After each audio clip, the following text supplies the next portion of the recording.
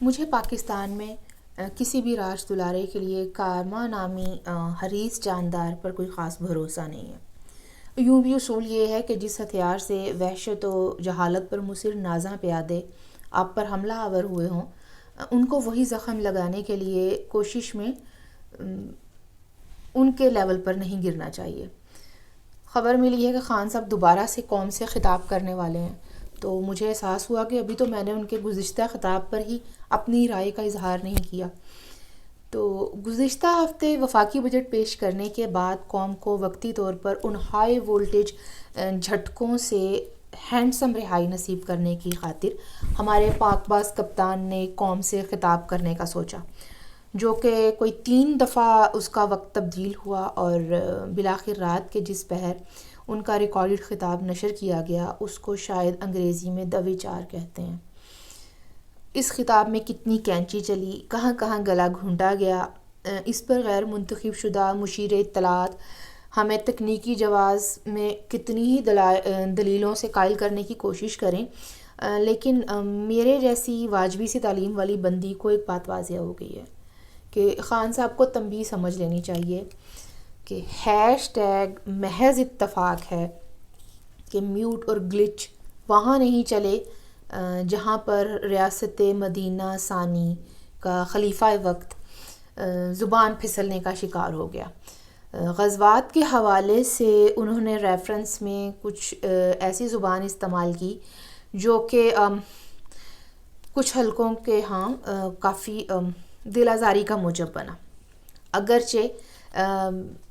خان صاحب کی طرف سے دینی حوالوں سے کوئی بھی گفتگو میں یہ کامل جہالت کا پہلا نمونہ نہیں تھا۔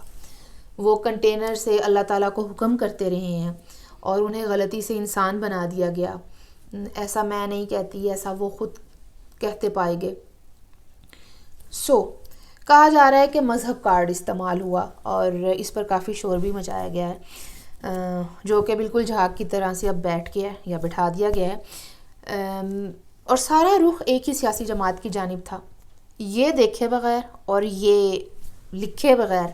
کہ وہاں پر اس وقت سابق وزیر اعظم پاکستان راجہ پرویز اشرف صاحب بھی موجود تھے اور سابق قائد حزب اختلاف خوشی شاہ صاحب بھی ساتھ ہی کھڑے تھے۔ لطف یہ ہے کہ وہ لوگ بھی میں نے اس موضوع پر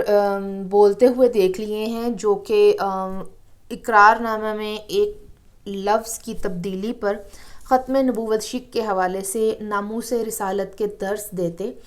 شہلا رضا اور دیگر کا موقف سن کر گونگے بہرے ہو گئے تھے۔ مجھے ذاتی طور پر اگر دکھ ہے تو احسن بھائی آپ کے لیے۔ احسن اقبال کو ایسی میڈیا ٹاک میں پیچھے کھڑے دیکھ کر دکھ ہوا جہاں پر مبینہ وزیر اعظم کو ہاؤس میں آ کر وضاحت کا کہا جا رہا تھا، مانا کہ آپ کسی پریشر گروپ کا حصہ نہیں ہیں اور نہ ہی کسی پریشر گروپ کے دھرنے کے داعی ہیں۔ الیکشن کیمپین کے لیے آپ کسی غیر متوازن عقلی و فکری کلاش شخص کے جہالت نما تبرے کو استعمال نہیں کر رہے،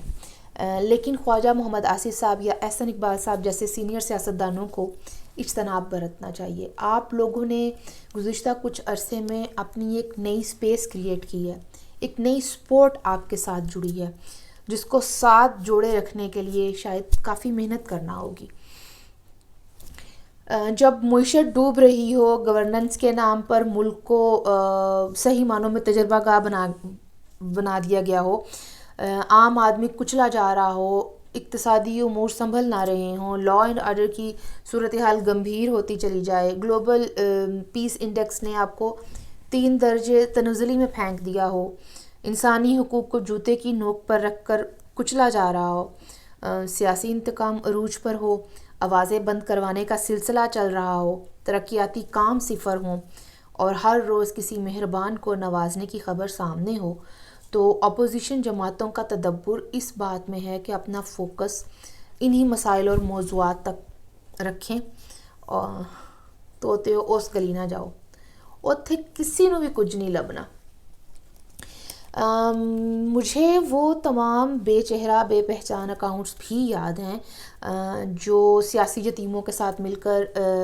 زاہد حامد کے استعفے کے بعد ان کی عمرے کی تصاویر کا مذاق اڑاتے پائے گئے۔ خواجہ آصف صاحب پر سیاہی پھینکنے پر جشن منایا گیا اور احسن اقبال صاحب کو گولی لگنے کے باوجود ابرار الحق جیسے لوگ متفن سیاست میں امر ہو گئے. میاں صاحب پر جوتا اچھالا گیا. پوری الیکشن کیمپین کا محور مذہبی کارڈ رہا. ایک گروپ کے نام پر ووٹ مینجمنٹ چلی اور کون بھول سکتا ہے کہ ربیع الاول کی محافل پر جلسے جلوس کے حوالے سے وہ تصاویر جو کہ تقریباً ہر سال ہی تمام سیاسی جماعتوں کی جانب سے کہیں نہ کہیں سوشل میڈیا پر موجود ہوتی ہیں، ان پر ٹچکریں کی گئیں اور کہا گیا کہ یہ جان بچانے کے لیے استعفیٰ کر رہے ہیں. کیا میں یاسمین راشد صاحبہ کے الیکشن کیمپین کے بینرز بھول جاؤں؟ یہ تو ممکن ہی نہیں ہے. اچھا جی، اب اس سب اشتعال انگیزی کو ہوا دینا درست سمجھنے والے جب اچانک یہ فرماتے ہیں نا کہ فلاں سیاسی جماعت مذہب کارڈ استعمال کر رہی تھی، جبکہ خان صاحب تو بہت دیندار ہیں، تو ایسے میں ان میڈیا پرسنز کو بالکل نہیں بھولنا چاہیے جو تب کف اڑاتے لال آنکھوں اور پھیپھڑوں پر اضافی دباؤ کے ساتھ اس تمام آگ کو پھونکنے کے ساتھ ہوا دے رہے تھے، اور آج انہیں سوشل میڈیا پر دینداریوں کی گواہیاں یاد آ رہی ہیں. پائن تسی تے رہن دیو، مطلب حد ہے. میں پھر یہی کہوں گی کہ عمران خان بہت خوش قسمت ہیں کہ ان کو ویسی اخلاق بافتہ بد کردار سہولت کار اپوزیشن کا سامنا نہیں ہے جیسے یہ خود پرفارم کرتے ہوئے اپنی قابلیت دکھاتے اور اہلیت جماتے رہے ہیں. شکر منائیے کہ جس کند ہتھیار پر آپ کے فنگر پرنٹس آج تک نمایاں ہیں وہ اٹھا کر کوئی حملہ آور نہیں ہو گیا آپ پر، یا ملک میں آگ نہیں لگا دی گئی. ورنہ پارلیمنٹ میں الیکشن ایکٹ ترمیم جب پاس ہوئی تو اس پر شیخ رشید صاحب نے جو تقریر کی وہ ریکارڈ کا حصہ ہے، اور وہ سب جانتے ہیں کہ وہ پری پلانڈ تھی، کیونکہ وہ اس کمیٹی کا حصہ تھے جو کہ الیکشن ایکٹ ترمیمی بل کو تیار کرنے میں جس نے میٹنگز کی. باقی یہ ہے کہ جس موضوع پر دسترس نہ ہو، ذہن کی اتنی صلاحیت نہ ہو، اس پر نہیں بولنا چاہیے. بے نام مطالعہ پر زوم میں خود کو بیک وقت مذہبی اسکالر، ادیب، درویش، صوفی، معیشت و اقتصادیات کا ماہر، حتیٰ کہ تاریخ و جغرافیہ کا ماہر نہیں سمجھ لینا چاہیے، کیونکہ زبان پھسلنے اور کامل جہالت میں پھر مسلسل فرق واضح ہونے لگتا ہے. بات میں نے یہیں تک مکمل کر لینی تھی کیونکہ میں نے اپنے ولاگ کا آؤٹ لائن اتنا ہی بنایا تھا کہ گزشتہ رات میں نے ایک آڈیو کلپ سنا جس میں ہماری نان الیکٹڈ اسپیشل اسسٹنٹ برائے انفارمیشن فردوس عاشق ایوان صاحبہ فرما رہی تھیں کہ آئی ایس پی آر نے مداخلت کر کے اپوزیشن جماعتوں کو اس موضوع پر بات کرنے سے روکا ہے. یہ کافی پیچیدہ معاملہ ہے. اگر تو واقعی ایسا ہے تو میں پاک فوج کو سلام پیش کرتی ہوں. انہوں نے ملک میں بروقت ایک ایسی آگ کو پھیلنے سے روکا ہے جس کا شکار کبھی خوشی شاہ صاحب بھی ہوئے جب لندن والے بھائی صاحب ان کے لیے کراچی کی دیواریں کالی کروا رہے تھے، اور کبھی فیض آباد معاہدے کے ساتھ زاہد حامد جیسا نفیس طبیعت انسان سیاسی منظرنامے سے ہٹ گیا.